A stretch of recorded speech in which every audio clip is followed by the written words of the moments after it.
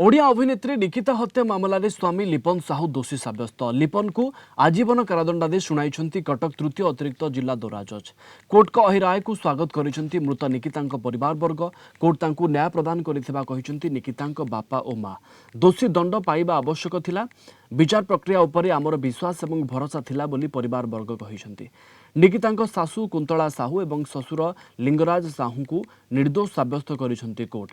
विवाह पर निकिता शाशुघर पक्षर उभय शारीरिक और मानसिक निर्यातना दि अभियोग होता। अभिनय करुवा आय सहित अधिक यौतुक आने निकिता चाप पड़ूला। एपरिक गर्भवती थिबा बेले शाशुघर लोके कौन जत्न नेउनथिले बोली अभियोग होता। 2018 में एक पुत्र संतान जन्म देते निकिता। हस्पिटाल में शिशुपुत्र को कहीं देखा आसी नथिले। पर निकिता निर्यातना देते शाशुघर लोक। 2019 जनवरी 4 तारिख में निकिता मृत्यु होता।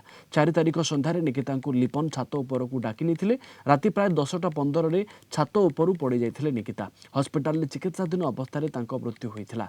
एने निकिता बापा लिपन और बापा माँ ना चाउलियागंज थाना एतला दि जाइथिला।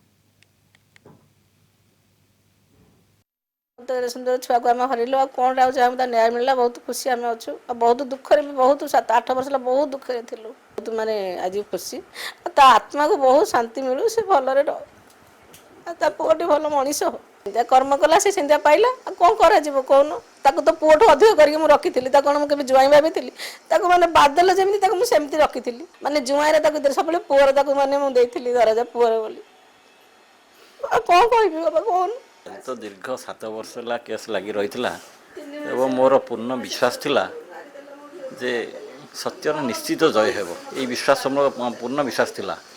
एवं काली ठीक सत्यर जय होती उचित न्याय मिली। जीवन दुख तो माने भूली हेनी कारण जहाँ आम हरईचु ता पाइबुनी किंतु आम आश्वस्त होइछि।